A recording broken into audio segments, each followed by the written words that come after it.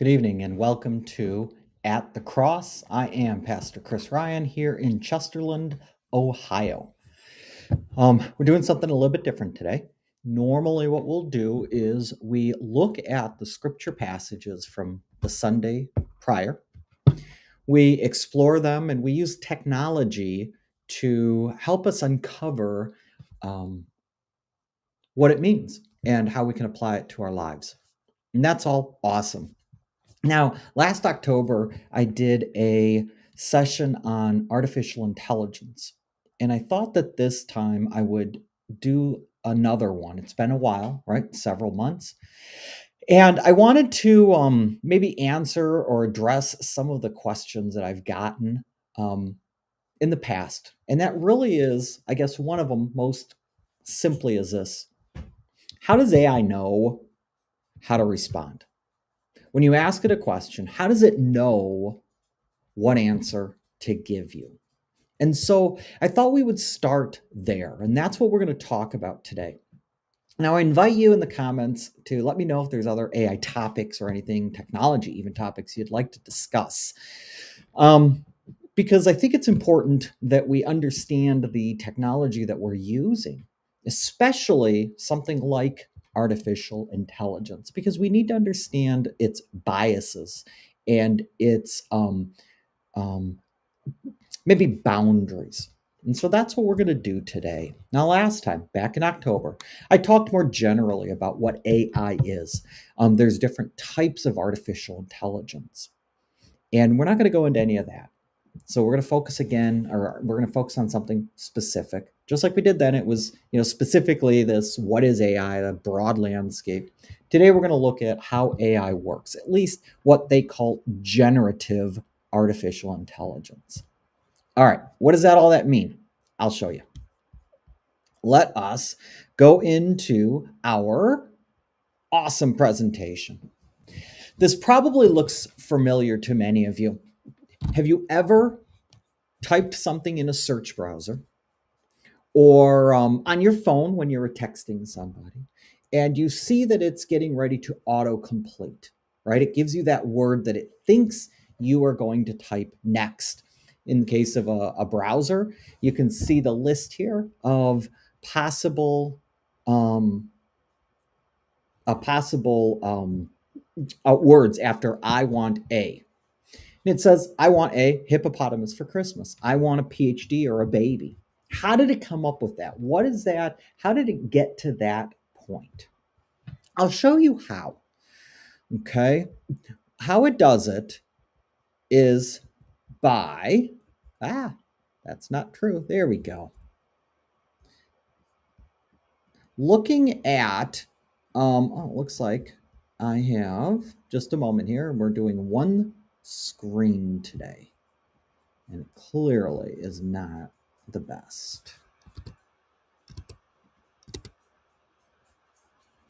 All right. Okay.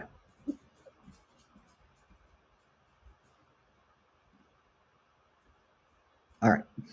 So what we see here is that it shows "I want a hippopotamus PhD baby," right? How does it know? Well, if we look at Google's search history for every single search that has ever happened in Google, right?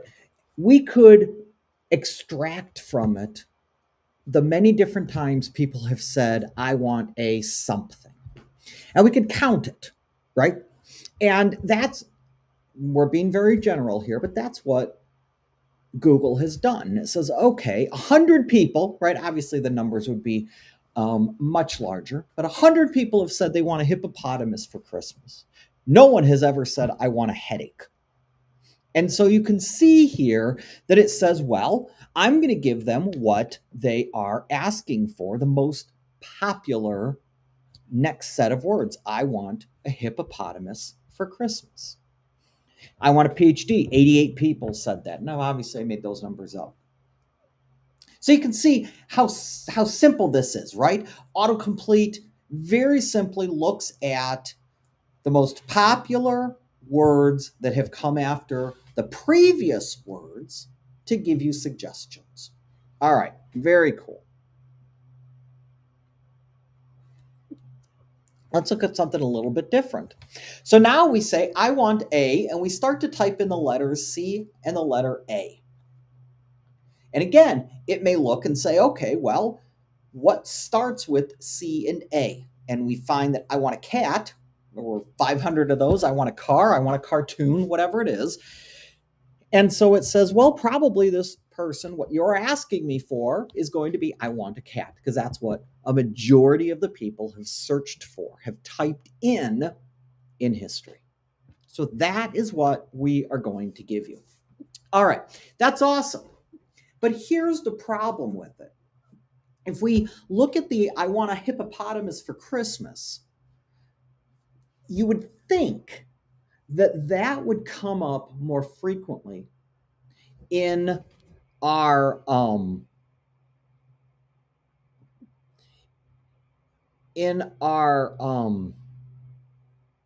that would come up more frequently in during Christmas, right? And so maybe it did come up a lot, but it was only popular during the Christmas season. Otherwise, maybe I want a PhD was much more popular for the entire year. So in this example, we didn't look at anything except account. So it's helpful, but not really. Wouldn't it be nice if we could somehow have some sort of understanding about the world or the context of the question that's being asked? And so you see an example of that with something like this. When is mother? And what it's done is the Google context, it looks at the context and says, okay, it's getting close to Mother's Day. It is the year 2025. I bet the person is asking, when is Mother's Day 2025? And you can see further down the list, there might be some other things, maybe 2026, or when is Mother's Day in the UK, right? But it's going to give you the most popular one, and it's going to start to understand the context. It's the current year, probably Mother's Day, because that's coming up. That's what I will present. So this is an example where that result is getting a little bit smarter. And so how did it know that it's Mother's Day? Well, maybe Google fed into this search engine a calendar with a list of all the holidays, including the year, right?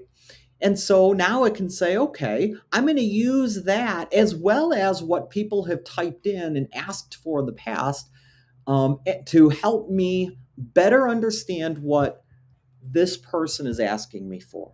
And then I can make a better, more accurate guess as to what they are looking for. So here is what it comes up with. All right. So our search engine has gotten a little bit smarter. Now it's looking at context. Now we're going to enter AI. Remember we talked about entering into the search engine the calendar. Well, we can do something similar with the AI. It's not a search engine. Think of it, they call it a model, but really all it is a bunch of numbers. If you were to look inside that model file, it would be billions of numbers, like an Excel file, if you're familiar with that, a spreadsheet, just numbers, rows and columns of numbers. They're all weights, but that doesn't matter. What's happening is we're going to say, okay, I have a model. I need to give it context. I need to give it information. So I'm going to give it a whole bunch of pictures of dogs, all different kinds of dogs. And it's going to start to understand what a dog is. And I'm going to give it maybe calendars, right? And holidays and whatever else. And so then I can test it, right? I'll show it a picture. Is this a dog? If they say nope, then I'm say, okay, well, you need to be retrained. And I'll retrain it, sending it more information, more examples of what dogs are. And that's really all AI is it's going to take a bunch of information and begin to make connections between it. For example, sticking with the dogs, we can say, this is a dog, and we feed into the model things about this type of dog. This type of dog is called a whatever German Shepherd. German Shepherds are are more common in the United States, in Ohio. They live 8 to 12 years, and on and on and on, right? And so what it will do is make connections between all of those different pieces of data. So now when we ask it a question, hey, is this a German Shepherd? It will look at it, compare it to what it knows, and say, yes, it is. And by the way, here's some other information about it. So we can use the model now to make more advanced connections between different things. And so we could, if we went back to here, instead of looking, let's say, at a Google search engine, what if we pointed this to a model? Well, we could say, when is Mother's Day? Enter the question. And what it could tell us is, well, Mother's Day, by the way, here's what it is all about. Here's the history of it. It's 2025. And by the way, you should probably buy a gift for your mother. And here are some examples or samples. So it's AI. These AI models are really nothing more than your autocorrect on steroids. Okay. Again, oversimplification, but it really is just that simple. It's taking more and more data and processing it and understanding the context, the things happening around the question, right? What kind of dog is this? Well, why are they asking? Where are they asking from? Do they have 3 dogs already, etc.? And I mean, if it has been fed that information, it will use it to respond to your statement or your question. So that's all well and good. So let's look again then at how this happens. So this is, we're not going to go through this, but it shows you the training, how it takes a whole bunch of input. And it could be, it's everything. They'll take all of the different web pages from all over the internet. They'll take every single digital book. They'll take every single scientific paper, everything they can find, and they'll put it into this model. And the model will start to make connections between all of them. It'll categorize things, saying, oh, this sounds like they're talking about dogs. Oh, it sounds like the dog they're talking about is a German Shepherd compared to the poodle that I read about, so to speak, 30 seconds ago. And it's going to consume all the information and start making connections between all of those different pieces. It's also going to use the context, the stuff that it's already learned, to make even more connections. And and so it may find that this German Shepherd, it's reading the story about German Shepherds, for example, and the German Shepherd is, the story is about a German Shepherd who lives in Ohio. It may say, aha, I know about German Shepherds. They live 10 years.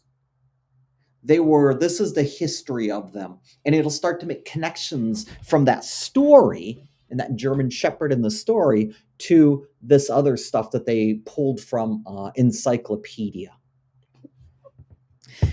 All right, very general.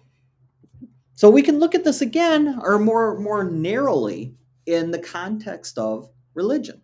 And you can see that we can feed it all types of different religious data, right? Data that comes from the Catholic denomination, data that comes from the Lutheran Missouri Synod, from the evangelical Lutheran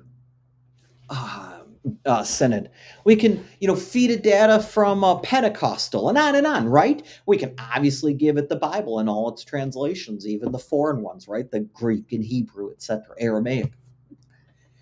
We can feed all of it in there, and it'll make connections between all of them. And so now it has this working understanding of religion, doctrine, theology, history, whatever it is we fed it. But you can see how some of the challenges start to present themselves. If I want to ask it a question, what answer is it going to, or what pool of knowledge is it going to draw from? If I simply say, what does Matthew 1:1 say in the Bible? Well, that's easy because there's no disagreement on that. But if I were to ask something about the meaning of this sacrament, we'll get different answers depending on what pool of knowledge this AI model is pulling from. And so that's why you always hear me talk about ensuring that you limit the pool and isolate it to Lutheran Church Missouri Synod, LCMS. So you can tell the AI, hey, limit your results to LCMS doctrine, LCMS theology, and it'll ignore everything else. So we've talked about this in the past. So I'm not going to go any deeper into that. But what I do want to do in the last slide is to look at some of the challenges of this training. When we go back and we look at like the books, right? Whatever it was that was fed into this model. The question I have for you is this: what would happen?